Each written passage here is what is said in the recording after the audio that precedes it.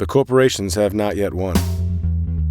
Community still exists in small tucked-away areas not often talked about. Artists and businesses beginning to thrive in places thought to be defeated. Dave, I like to call him David Francis. And I, Tom Maslowski, Here to give you a glimpse of what's going down in downtown J-Town. we're going to be interviewing all of our favorite musicians, Artists and business owners. that give every ounce of themselves into what they do.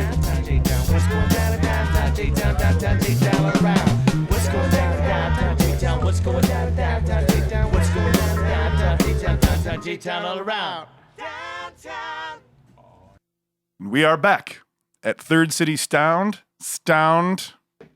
It's the newest place ever. It's on Chicago Seat. It's the new style of talking. Third City Stound. Yeah, right. It's like not Snoop Dogg. It's Tom Dog.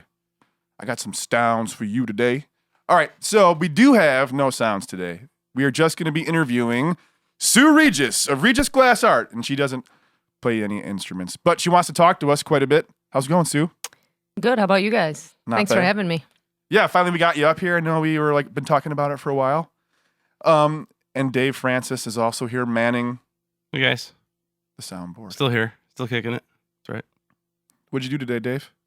I had a voiceover session earlier, actually. It was a lot of fun. So what did you have to do? I had to record a voiceover. Thank you. Put her Thank in you, the booth. Vince. Hit record. Actually, there was a coach on speakerphone. So she was in the booth with her phone. I just sat here while it recorded, and they did like 3 takes of everything. But I got to see a vocal coaching session in progress, so it's kind of cool. Because she would do something weird, and the coach would be like, "Oh no, try this inflection. Make this face." Like they actually make faces while they do voiceovers to get the right tone. Right, getting the character and all that Yeah. kind of stuff. Pretty cool, interesting. So you were not yourself doing voiceovers. You were just doing the recording of? Right. Yeah, just recording somebody else's voiceover. I know I have a wonderful, silky smooth voice that people think I should be doing voiceovers myself, but I'm sorry. I thought that's what you did today. I thought you were doing the voiceover. oh no, I Oh, don't have the guts for that yet. that's not as exciting, man. Someday. Someday. Listen to my other podcast where I talk a lot more than this one. Yeah, right? I'm trying to provoke you to talk a little bit more on this one. I'll be better and more conscious of that, sure. I appreciate that. But now we're talking too much. We have a guest in the house. That's right. Miss Regis. What's up? So now you said you grew up here. You've been in Joliet the whole time. Yeah, I've been enjoying. I left for a little bit and came back. What, I know you had a shop. I never saw the original shop. Where was that at? The original shop's in my parents' basement. Yeah, right. That's where it all started. I probably started working down there in 97 Okay. and worked out of their basement on and off for 10 years, I'd say. And I went to Forensic Community Public Art on Ottawa Street here in downtown Joliet in 2007 or 8. And I was there until I moved to the location I am now on Chicago Street. And that was the one then you were having the rooftop parties on? No, the rooftop party, that was the Joliet Museum that I did for my 10th anniversary party. Oh, okay. I misunderstood. So what you said you were doing this out of your parents' house too for a while. When did you start doing all the glass art stuff? I would say blowing glass, but you're not actually blowing glass, right? 96, right out of high school. I took a jewelry and metalsmithing class at Joliet Junior College. This story is very repetitive to me. I tell this story like weekly, so it's going to come off very blah, blah, blah, blah. So Sure, that's all right. 1996, I took a jewelry and metalsmithing class with a lady named Bev Deckman, and she was the teacher at the time there, and she introduced me to glass, and that was the beginning of it all. I eventually got my own equipment, and I worked out of my parents' basement then. They were crazy enough to think it was a good idea to let their 18-year-old daughter play with fire in the basement. So Yeah, melting glass. right. I think they were just happy I was doing something. Now, you had no interest in art before that? Were you painting anything? Oh, not really. I mean, I think, I was always artistic, but no, I don't think I was really doing much of any other art. I was always out there, as an artist, and I maybe just didn't find the type of art that I wanted to do, but I took a couple art classes in high school. Now you say you were always out there as an artist. Were you sculpting? Were you just putting things together? What was your very first piece of art that you were proud of? I think I used to make I don't know, maybe 7th, 8th grade. I would make different jewelry pieces, or I was creative to make stuff that I could try to wear. I don't think it ever got very far, but I think I always had the art in me. I was always up, meaning like out there as an artist. I just think that I didn't find the art that I wanted to do until I fell into glass. So I think I always had the artist in me. I was always very creative in so many different ways. But until I found glass, I don't think I didn't have anywhere to put it. Yeah. Did you ever get into making any kind of clothes or shirts or anything like that? No. Not that I remember. I mean, maybe we did some tie-dye stuff or, But nothing like that you were like getting into like. No. Like I know back in the day, a lot of us used to get together and make collages, and it sounds like, oh, yeah, whatever. But we at a certain point, we had nothing really to do. And a lot of us didn't have like great jobs. We were like, I don't know, 20. We were all about 21 at the time. And so we would just kill time by making these collages. And after a while, we sort of got like our own method, and we kind of got into it. And it was fun. It was a great outlet. It was something, I don't know, just kind of happened on accident sort of thing. No, I got you. Yeah. Do you think that was similar? Like, was it just kind of something that you fell into? Like you randomly met this woman? No, like, I did. I randomly, I never did well in school.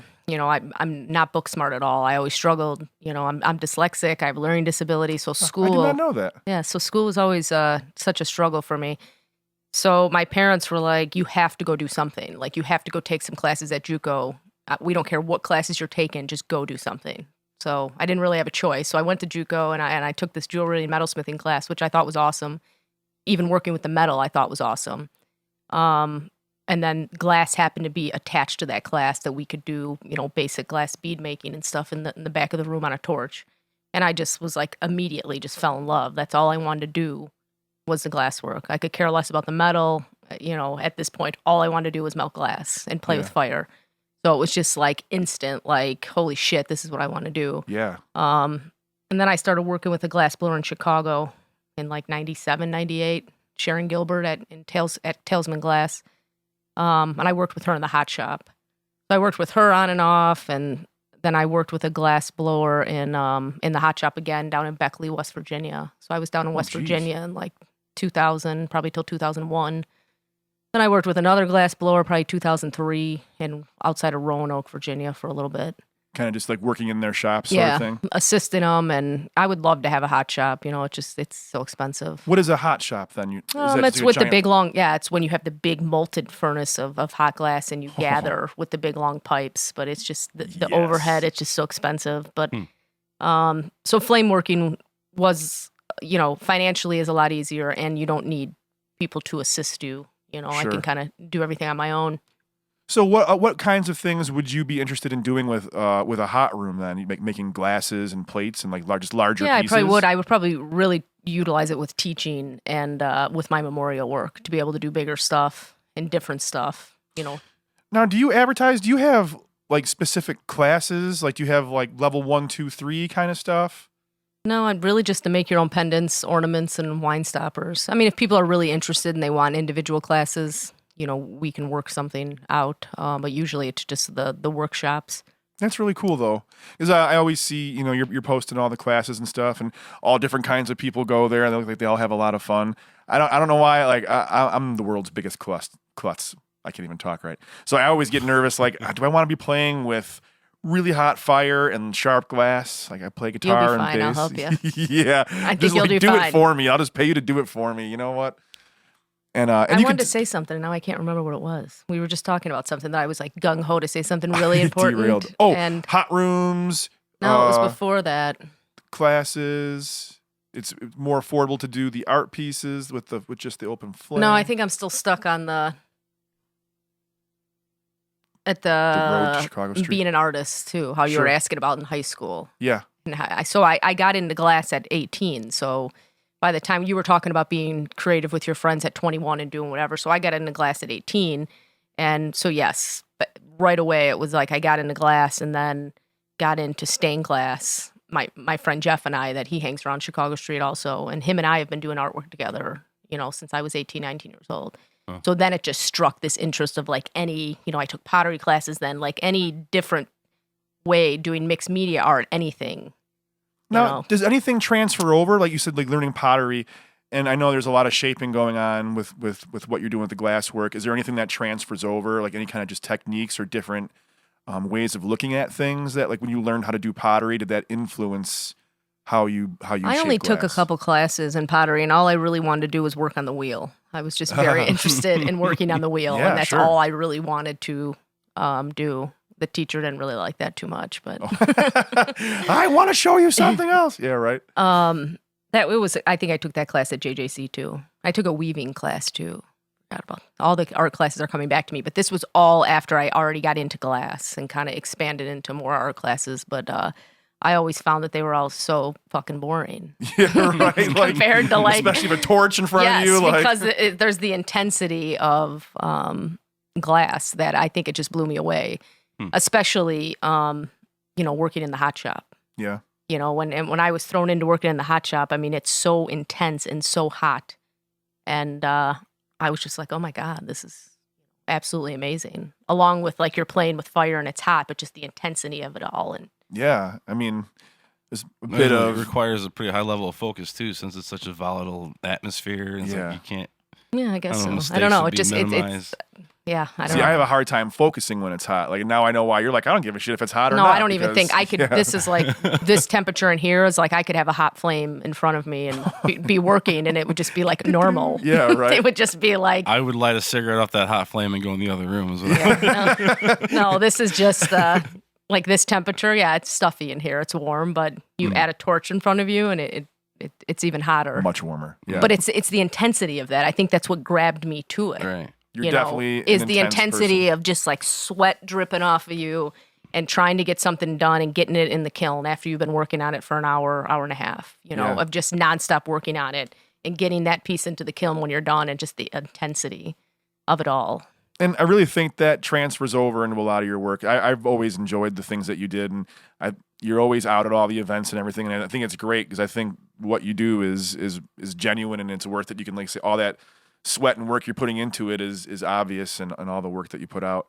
And speaking of the intensity, I always thought it was really sentimental. I like that kind of stuff, nostalgia. The cremation pieces I think are really, really, really cool. Well, thank you. Where did you How come did in that with all all start? that? Were you always doing that? I mean, No, has that been kind of happened in, I'd say, probably 2007. okay? A So that's friend, as long as I've known you, then. yeah, that was the very beginning stages. I feel bad for anybody that has a piece of my memorial work that I did back in 2007, 8, or 9. So Why do you say that? they're horrible looking. Now is that So- you just being like psychotically picky? Or? No, they're really bad. Objective. To the point that if anybody hears this that has one, like, come see me. I'll make you another one if you have more cremains. That's a hell of an offer. Yeah. Yeah. But they, I was just starting out doing it, and a friend of mine whose family have a family-owned funeral home in the area, she had some of her cat cremains, and I knew it could be done, and she was just like, here, play around with this and see what you can do. So then I started doing work for them at the funeral home, and then I started doing a good amount of work for Joliet Hospice, not doing memorial work with the cremains, but doing ornaments for their Lights of Love event that would go on at the Rialto Square Theater Oh, the day after or the day before Thanksgiving, and it's basically a way to honor people who have passed away. Sure. And they all get an ornament and get to put it on the tree. So I would make all these ornaments for them. Like one year I made like 900. 900. I was still working at Friends of Community Public Art. Yeah, that was the most I made for them. Can I ask how long? I that would took? start. I would always joke and say it's like Christmas in July because I would start working on these ornaments in like July and Wow. legit work on them, into November. I think the middle of November. Wow, So that was the most. Most years it was like 500, 600, maybe 700. that's still crazy. But I don't do work with them anymore. And I love Joliet Hospice. I think they're great, but I don't really miss making all those ornaments. And I would give them a good deal too. So it's not like I made that much money. But back then, my business wasn't where it is now. Right. So I would take, any work where I could get it. Yeah. Now I'd be like, yeah, no, that can't happen. Yeah. Absolutely not. Like I don't have that much time to Right. make all these. But that really got my name out there for my memorial work. So it kind of started spreading then.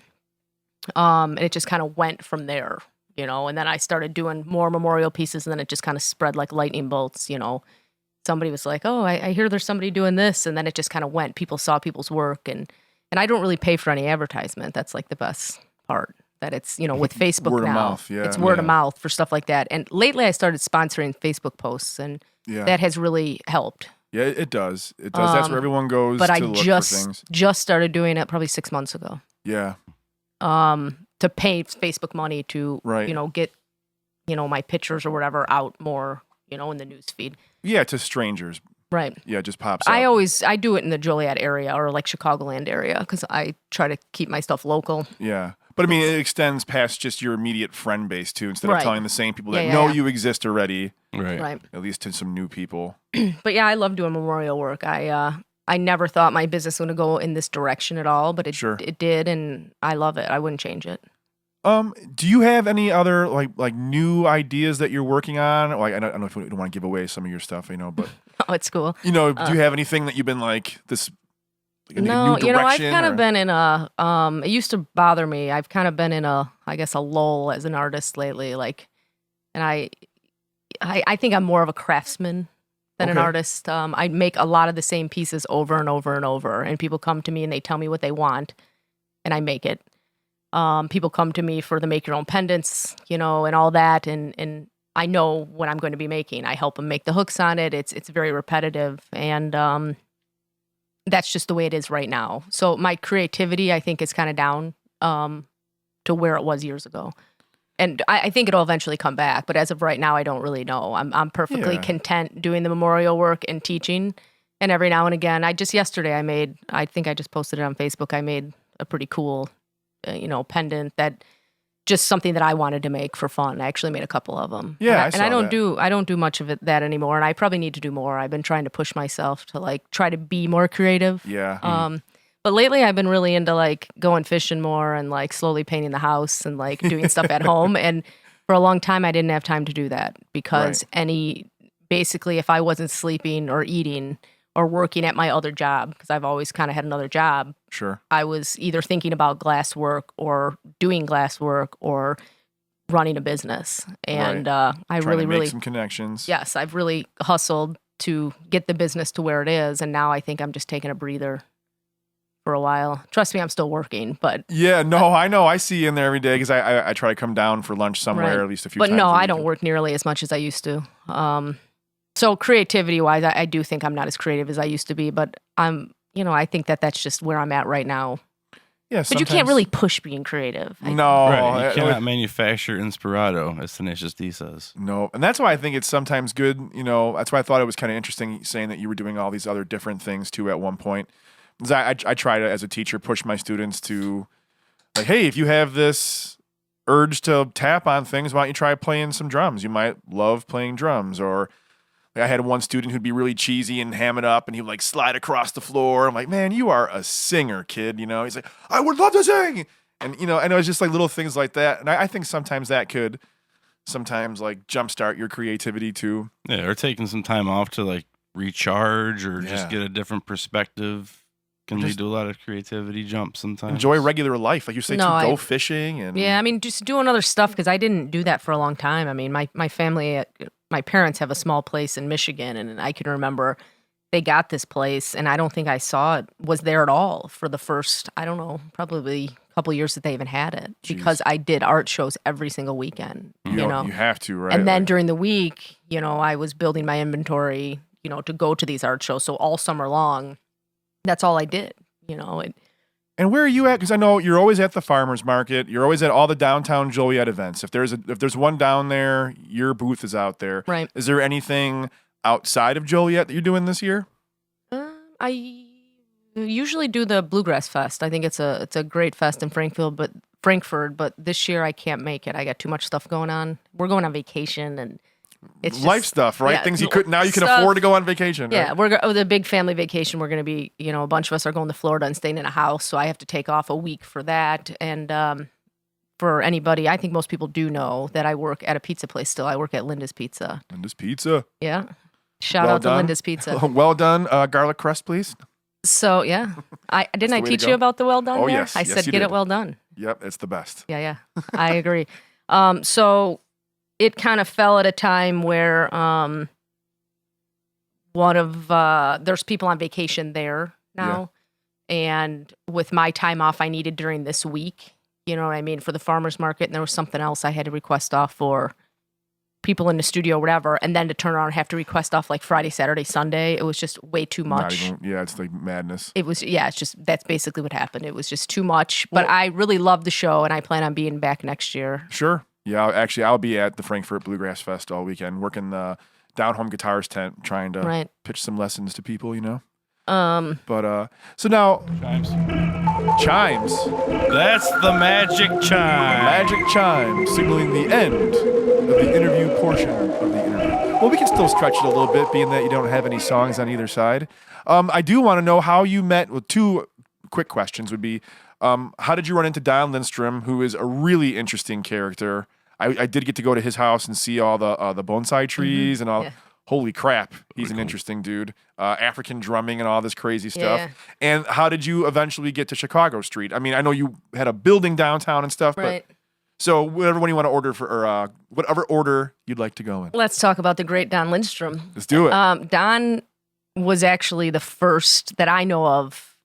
He actually took the same jewelry and metalsmithing class that I took. Oh, okay. And my friend Josh Pohl, who's down in Florida, he also took it, but Don was the first of all of us to get into glass in Joliet. Oh, okay. And so yeah, Don does amazing work. I tell people any chance somebody will listen, I will say flat out that Don does better glass work than me. It just is what it is. He's fucking amazing. He's really good. But he's also he's more of an artist in a way because he can do so many different types of art. Sure, yeah. He doesn't, put all of his seeds in one basket just for glass. Right. And I always say a lot of the best artists, I always will. He's somebody I bring up. Don is somebody I bring up. My friend Jeff is somebody else I like to bring up in conversations like this that I kind of feel like some of the best artists there are. Jeff who? Jeff Benedict. Okay. Yeah, him and I have been doing artwork together for like 20 some years, So he works out of his basement, just like Don does glass work in his basement. He does a lot of this stuff at home. And my theory on artists, some of the best artists there are the ones that are like kind of have this shop in a basement and don't really have this grand idea to go out and try to start a business selling it. You know what I mean? Like it's just, they're amazing. Themselves. Yes, but for themselves, or if they can sell it, like sure, great. Yeah. But I have this, half of my mind is, artist craftsman, and the other half is like this business oriented person who decided, I was the one that was stupid enough to be like, hey, I'm going to open a glass business. I mean, I shouldn't say stupid. It's doing well. I know what you mean, though. It's the same with what we're doing too. It's kind of like we're not a necessity. I mean, we are. We as artists know that life without entertainment would be really bland and crazy, and we would find some way to entertain ourselves. So that's what you can still eat and have shelter if there's no art. Right, exactly. So I think it is kind of it is a giant risk to go and say I'm going to do this for a living. And so I know what you mean. Sometimes you have to look at it on the business side and go, hey, how can I seriously keep And my friend Jeff, afloat? he has no desire, even back when I used to take some of his work to shows and stuff. He just has no desire to sell his artwork. Wow. That's all, like he will if I sell stuff for him. If I'm the person that's like, if somebody wants stained glass, I'll get him work. But did he do the stained glass that's in your window? That's awesome. Yeah. So he just has absolutely no desire to deal with the business end of trying to sell art. It's just not his personality. Sure. And Don, Don can sell art. He can do all that, So I guess it's a little different comparison.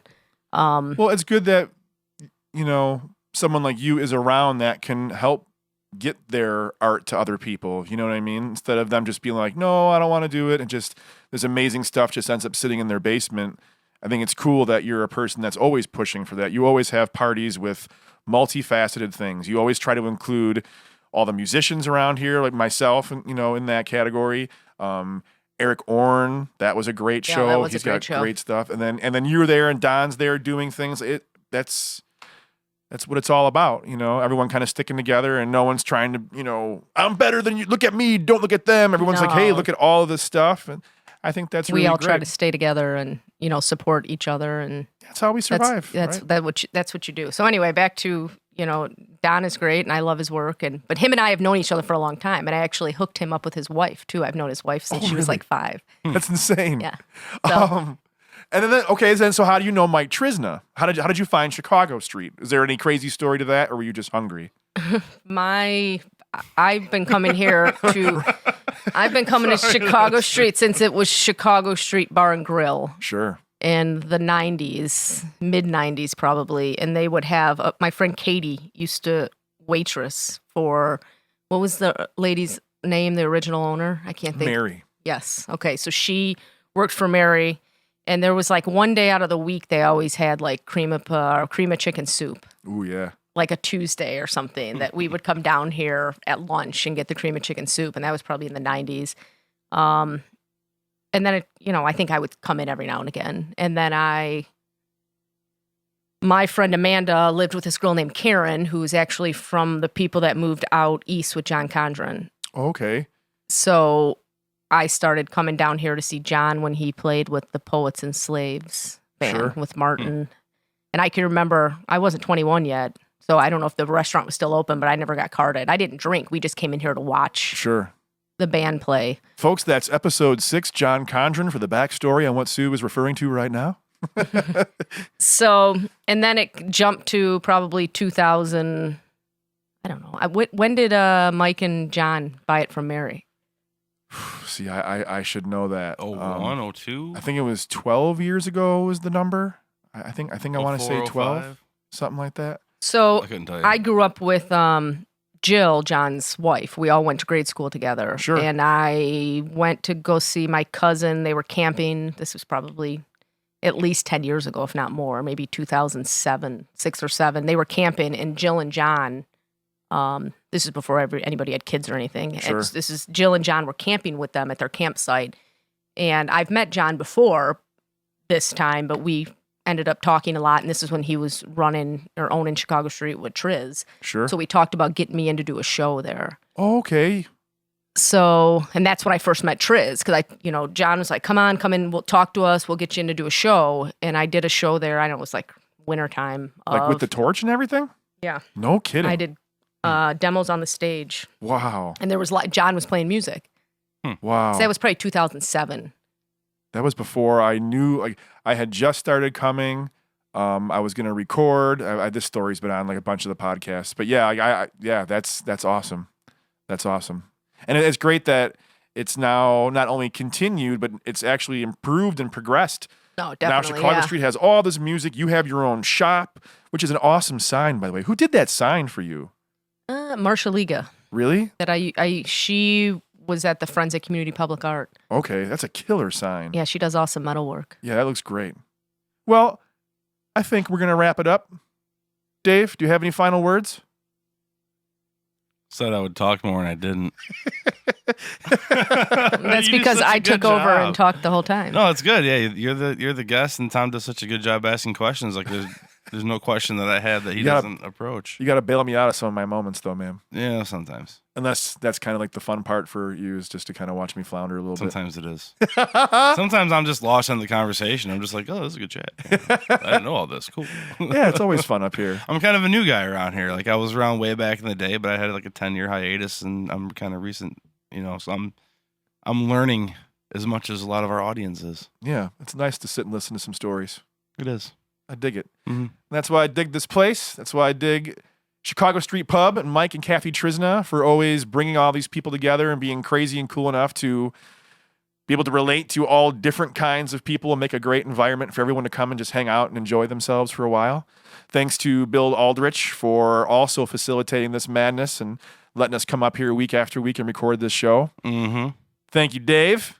Sue, for the last time, tell people where to find your info, where your shop is located, I am and online located presence. 81 North Chicago Street, Suite 103, Right behind the fountain, man. right behind the fountain and right next to the Latin restaurant. Yes. Kind of in between the sweet shop and the Latin restaurant. 2 great places. I'm going to be hitting the sweet shop on the way out of here. Do you have a website? I do. It's www.regisglassart.com. And I'll have that link. Yeah.